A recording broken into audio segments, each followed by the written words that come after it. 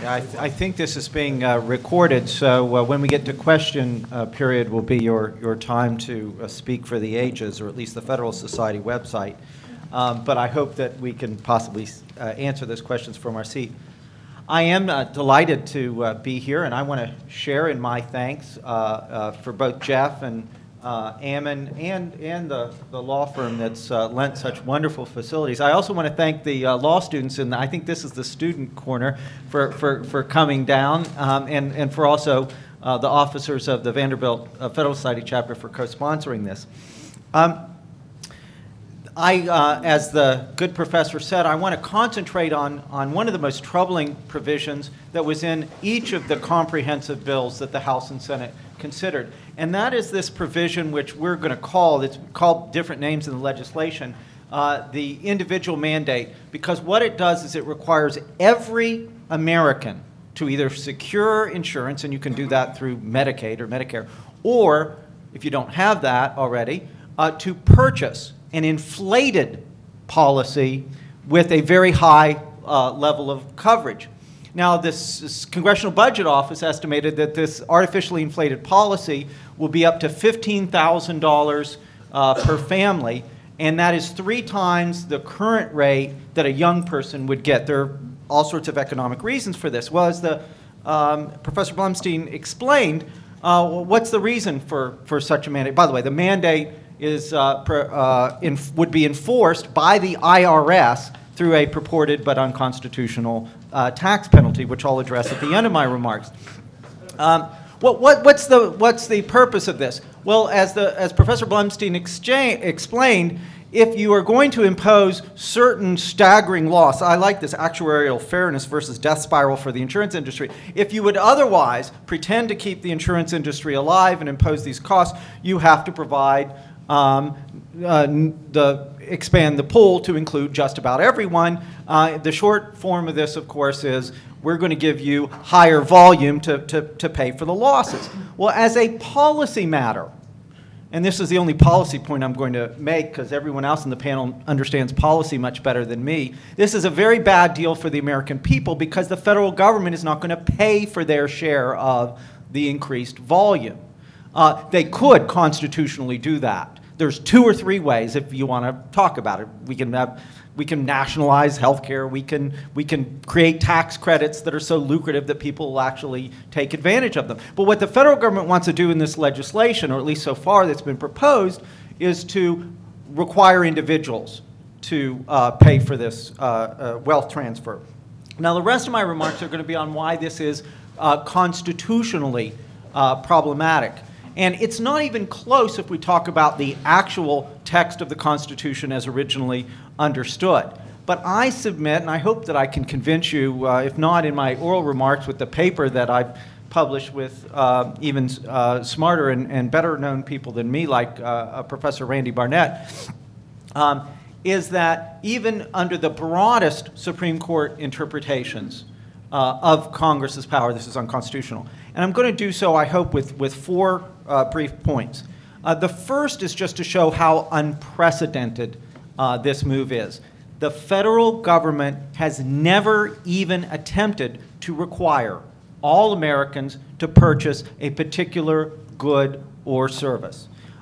They've not required us to buy war bonds when the survival of the nation was at stake. They never required us to build tanks.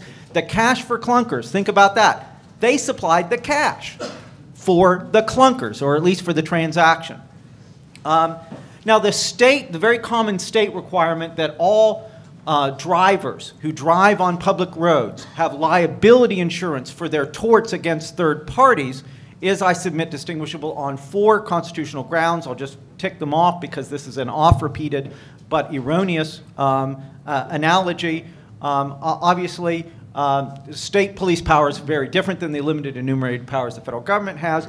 2, it's a condition of driving on state roads. You don't even need a driver's license to drive on your friend's property, your property, or any other private property. 3, it's not a condition of using the roads. Passengers don't have to pay this. And finally, you don't even have to insure yourself if you're a driver, even if you're insolvent, even if your accident is going to have to be picked up by someone else. It is a very, very narrow thing that a state says, if you drive on our roads, you have to have liability insurance for your potential torts.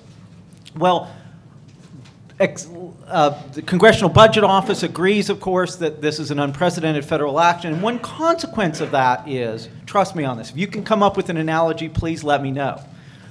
One consequence of that is, of course, is that no one can say the Supreme Court has ever authorized this. Dean Chemerinsky from Irvine and others have said, oh, this is easy, it's decided. No, government's never done it, so there can't be a precedent supporting it. And I submit that, that the court would have to create a lot of new doctrine, and I'll turn to that next. Under the Supreme Court's expansive precedents, I submit one reason Congress has never attempted to do this is, of course, is that it can't. The original meaning of the Commerce Clause, as we know, was to prevent state tariff barriers and similar conduct by the states. But even if we consider the court's two most expansive decisions, that's Wickard and Filburn, which was the wheat case, and Gonzalez versus Raich, the 2005 medical marijuana case, those two cases stand for this proposition. First of all, in both, Congress was regulating the production, distribution, and consumption of a fungible good that traveled in interstate commerce. And both of those cases assumed that Congress could do that, and that's not that tricky of a proposition.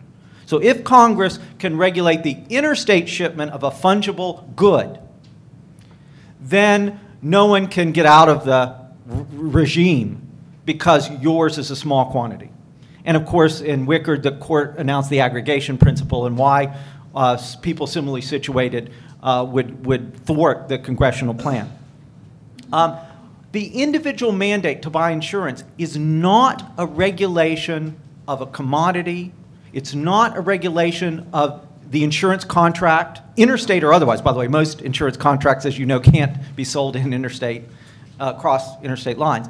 But it's not a regulation of the insurance contract at all, nor is it a regulation of health delivery. It is a regulation of doing nothing. It is a regulation of the thought crime of supposedly deciding not to engage in commerce.